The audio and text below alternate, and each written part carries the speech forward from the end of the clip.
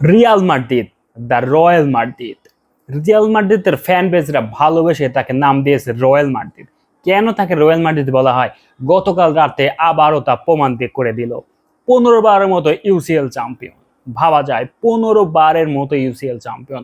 গতকাল রাতে বরুসিয়া ডর্টমুন্ডকে 2-0 গোলে হারিয়ে 15তম শিরোপা উদযাপন করে কার্লো অ্যানচেলত্তির শিষ্যরা। তবে প্রথমভাবে রিয়াল মাদ্রিদের খেলা দেখে কিন্তু রিয়াল মাদ্রিদের ফ্যানরা ভয় পেয়ে গিয়েছিল। কারণ প্রথমভাবে তারা বল নিয়ে কোনোভাবে ঢুকতে পারছিল না ডি বক্সে, এবং কোনো চান্স ক্রিয়েট করতে পারছিল না গোল দেওয়ার জন্য। ওপর দিকে বরুসিয়া ডর্টমুন্ড কিন্তু অনেকগুলা গোলের সুযোগ পেয়েও মিস করেছে। কিন্তু এত বড় ম্যাচে ইউসিএল এর ফাইনাল এবং প্রতিপক্ষ রিয়াল মাদ্রিদ যে কামব্যাক করার ওস্তাদ, সেই টিমের সাথে যদি আমি সুযোগগুলো কাজে না লাগাতে পারি, তাহলে তো অবশ্যই আমাকে ম্যাচ হারতেই হবে। এই খেলার প্রথম হাফে 14 মিনিটে, 20 মিনিটে এবং 22 মিনিটে যে সুযোগটা ক্রিয়েট করেছে, বলটা বার পোস্টে লেগে ঘুরে না আসলে 1-0-তে তখনই এগিয়ে যেত বরুসিয়া ডর্টমুন্ড।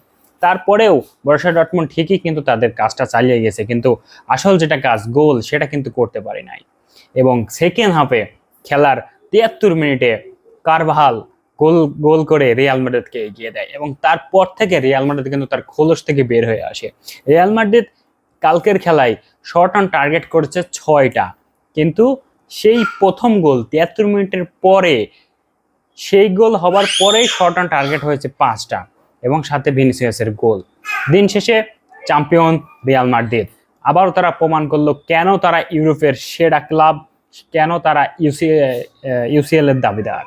15 বার চ্যাম্পিয়ন হয়ে সবার উপরে দ্য রয়্যাল মাদ্রিদ।